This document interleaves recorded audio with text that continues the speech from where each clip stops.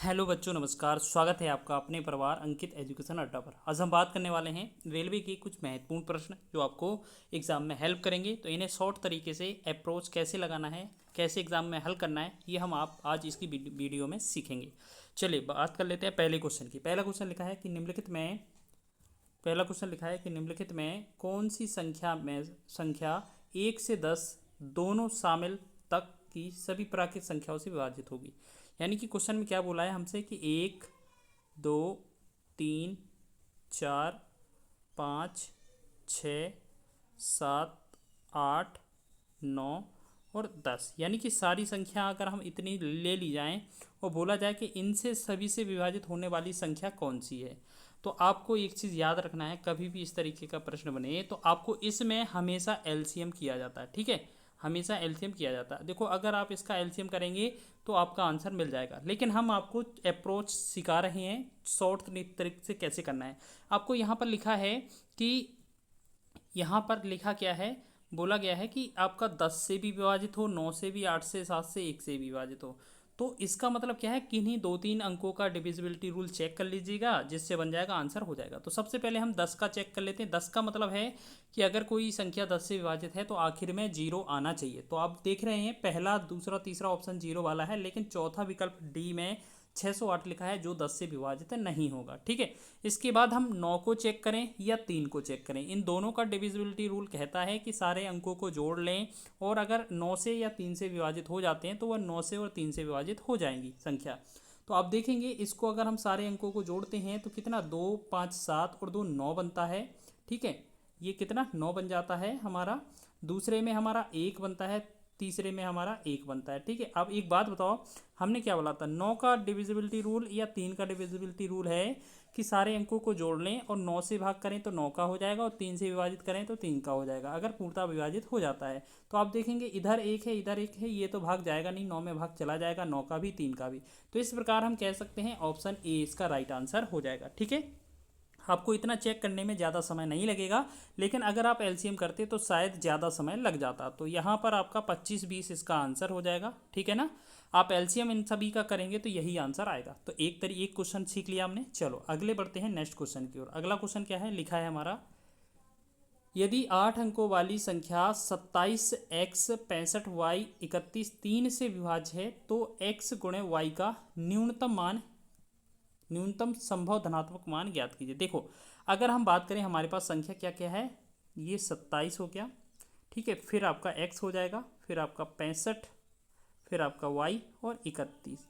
3 का विभाज्यता का नियम कहता है कि सारे अंकों को जोड़ लें और 3 से विभाजित कर दें। अगर विभाजित हो जाता है तो वो पूरी संख्या भी विभाजित हो जाएगी। तो हम एक काम करेंगे, इसमें एक चीज़ और देखा जाता है, अगर अंकों का योग जहाँ पर 9 हो रहा हो उसे हटा दें आप। जैसे आपको 7 और 2 का 9 योग होता है, 9 हटा दें आप। ठीक है, यहाँ क्या बचा, 6, 5, 11, 3, 14, 1, 15, यानी कि 15 के बाद आपको क्या क्या और जोड़ना था, आपको प्लस में x करना था, प्लस में y करना था। ठीक है ना, तो आप एक बात बताओ, आपका 3 से विभाजित करना है, आपका 15 के बाद विभाजित होने वाली संख्या क्या होनी चाहिए, आपका बताओ।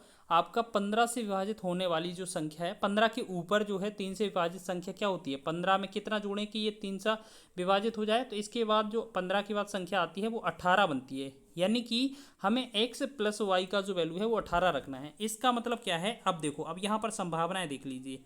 x प्लस वाई में अगर हम बात करेंगे 0 रखें, इसमें y को 3 रख लें तो हमारा 3 योग हो जाएगा। इसमें 3 रखें, 0 हो जाएगी, तब भी हमारा योग 3 हो जाएगा। लेकिन अगर इनका दो गुणा करेंगे तो ये हमारा गुणा कितना आता है, इसका इन दोनों का गुणा कितना आता है बताओ। इनका दोनों का गुणा कितना आता है, 0 बनता है। इनका गुणा भी कितना आता है, 0। ठीक है, तो ये वाले तो आंसर है नहीं। अब दूसरी संभावना क्या बन सकती है कि इसी स्थान पर, जैसे योगफल हमें 3 चाहिए, तो आप x की जगह पर 1 रख लें, y की जगह पर 2 रख लें। ठीक है ना, या x की जगह पर 2 रख लें, y की जगह पर 1 रख लें, तो दोनों का 3 योगफल आ जाएगा। गुणा करेंगे 2 एकम 2 बनेगा, इधर गुणा करेंगे तो इधर भी क्या होगा, 2 एकम 2 हो जाएगा। ठीक है, तो ये चीज़ समझ रहे हैं ना, ठीक है ना।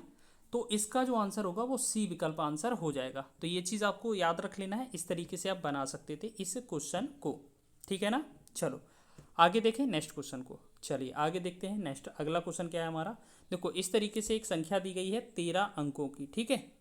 ये पूरा 13 अंकों की संख्या है और बोला है कि ये 11 से विभाजित है। यहाँ क्या बोला है, 11 से 13 अंकों वाली संख्या जो है इस तरीके से 11 से विभाज्य है। इसमें 2 बार 11 लिख के आया है, तो आप इसे देख लीजिएगा, ठीक है। आपके पास ये संख्या है और बोला है 11 से विभाजित हो, तो आपको क्या करना है, 34 लिखा है यहाँ पर, 58 लिखा है यहाँ पर, 76 लिखा है, 23 लिखा है, 41, फिर x, फिर 9, फिर 8। अगर 11 से विभाजित करना है तो आपको दो दो के पेयर बना लेने हैं, ठीक है। इनका रिजल्ट नीचे लिखते जाना है। 3 और 4 का डिफरेंस -1, 5 और 8 का डिफरेंस -3, 7 और 6 का डिफरेंस +1, 2 और 3 का डिफरेंस -1, 4 1 का डिफरेंस +3 और x माइनस का डिफरेंस तो x माइनस का 9 हो जाएगा, ठीक है। यहाँ पर ये प्लस ही बीच में रहेगा, उसके बाद +8। अब देखेंगे कि आपको प्लस वाला एक तरफ कर लेना है, ठीक है, ठीक है। और बराबर में इसका जो सॉल्यूशन है वो 0 आना चाहिए। तो देखो हमारे पास x है, x ही लिख लेंगे, ठीक है। ये वाला -1 +1 से कट जाएगा, ये वाला -3 प्लस के 3 से कट जाएगा। तो हम देखेंगे x माइनस का 9 और यहाँ 8 और आपका कितना, एक और कम करना था यहाँ पर, यानी कि इसमें अभी थोड़ा और लिख सकते थे क्या।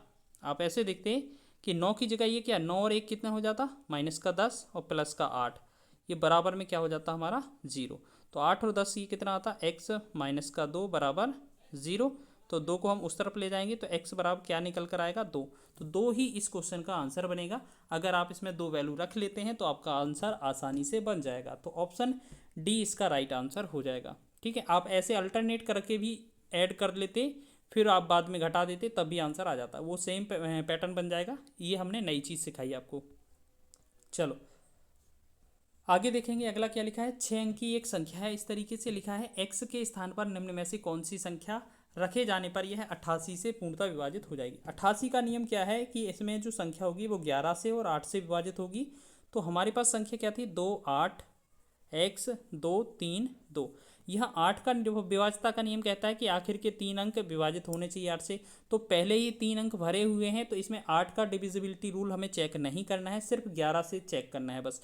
11 का विभाज्यता का नियम अभी हमने बताया था, या तो अल्टरनेट करके ऐड कर लो फिर बाद में माइनस कर दो, ठीक है।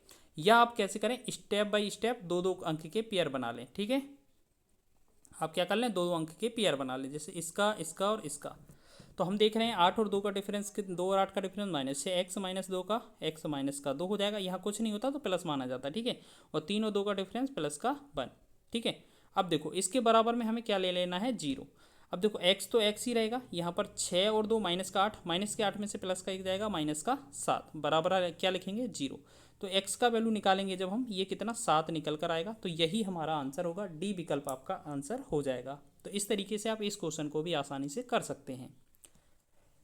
चलिए आगे देखेंगे नेक्स्ट क्वेश्चन को। अगला क्वेश्चन क्या लिखा है हमारा, लिखा है यदि x और y संख्या 11 मतलब 115 और xy के ऐसे 2 अंक हैं कि यह संख्या 90 से विभाजित, तो x + y का मान क्या होगा। देखो हमारे पास संख्या क्या है, 115 xy।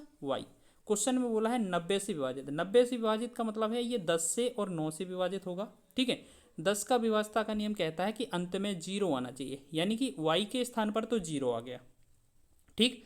अब 9 का विभाज्यता का नियम कहता है सारे अंकों को जोड़ लें और 9 से विभाजित कर दें। यदि अंक 9 से विभाजित हो जाता है पूरा, तो संख्या भी पूरी विभाजित हो जाएगी। तो हम देखेंगे 1 1 2 और 5 7, 7 में प्लस जोड़ेंगे x, यानी कि 7 प्लस कितना हो जाएगा, x।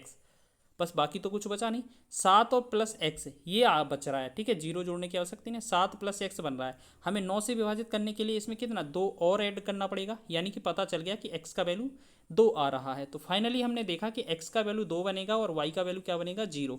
क्वेश्चन में बोला है इन दोनों का जोड़ करने को, बोला है ना x + y क्या होगा, तो 2 + 0 क्या बनेगा, ये हमारा जोड़ कितना हो जाएगा, 2 बन गया। ऑप्शन डी इसका राइट आंसर हो जाएगा, ठीक है ना, दोनों का जोड़ पूछा था।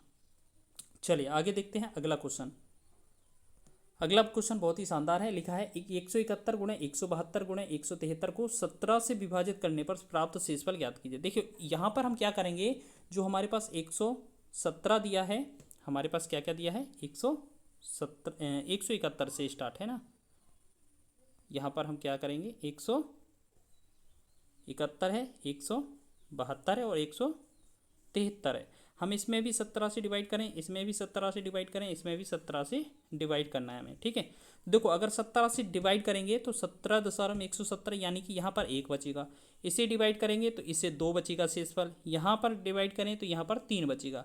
लेकिन आखिरकार इनमें रिलेशन किसका था? गुणा का था, तो हम इन्हीं में गुणा का रिलेशन लगा देंगे। अगर हम इन तीनों को गुणा करेंगे तो कितना होगा? 1 का 2 में गुणा, 2 2 3 6, तो 6 जो बनेगा इस क्वेश्चन का शेषफल बन जाएगा। तो 6 ऑप्शन डी इसका राइट आंसर हो जाएगा। तो इस तरीके से आप कर सकते हैं, ठीक है ना। ये वाली जो सीरीज़ है कितनी बार भी दिया जाए आप इस पैटर्न से कर सकते हैं, आसानी से आंसर आ जाएगा। वीडियो अच्छा लगा है तो वीडियो को लाइक करें, शेयर करें, चैनल पर नए हैं तो चैनल को सब्सक्राइब कर लें।